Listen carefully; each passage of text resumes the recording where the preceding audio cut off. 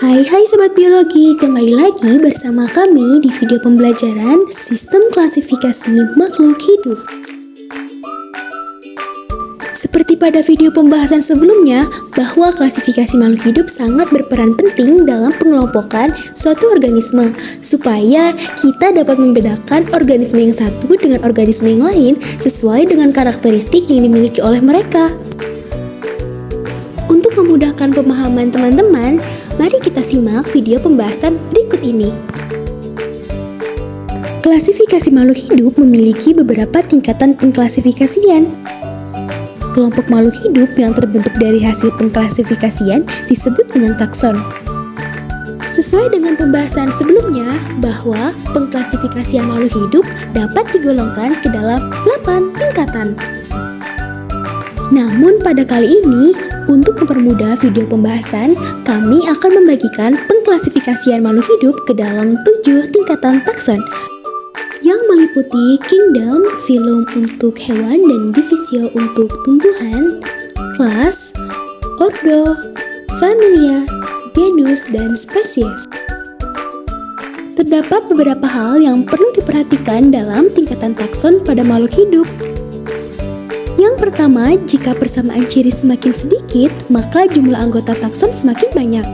Dan sebaliknya, yaitu jika persamaan ciri semakin banyak, maka jumlah anggota takson akan semakin sedikit. Pada tingkatan takson di bawah kingdom terdapat 2 penamaan berbeda, yaitu filum untuk hewan dan divisio untuk tumbuhan. Dan pada tingkatan klasis terdapat akhiran Pisce. Untuk tingkatan ordo, pada hewan dan tumbuhan memiliki akhiran yang sama, yaitu memiliki akhiran ales. Contohnya pada ordo Poales. Kemudian pada tingkatan familia, untuk tumbuhan memiliki akhiran AC. Contohnya yaitu pada Fabaceae untuk famili kacang-kacangan.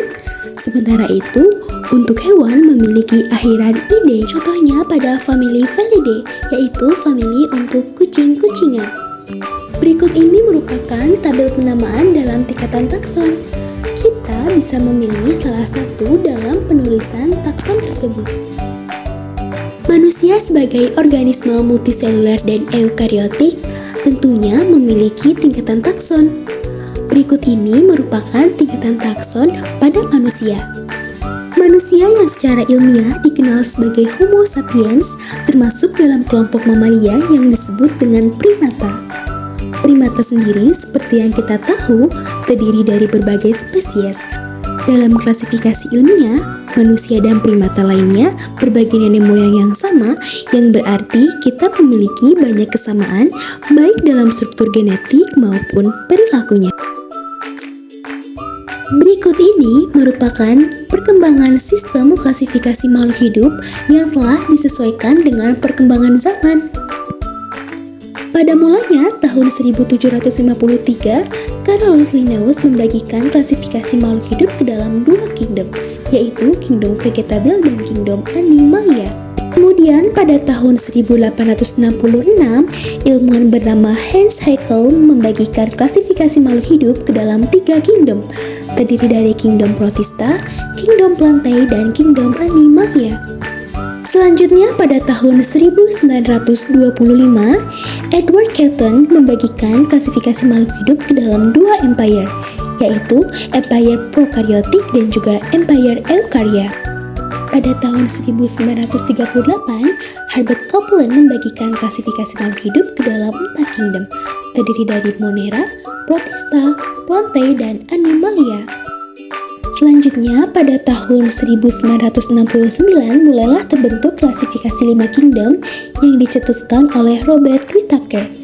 Robert Whittaker membagikan klasifikasi makhluk hidup ke dalam 5 kingdom, terdiri dari Monera, Protista, Fungi, Plantae, dan Animalia.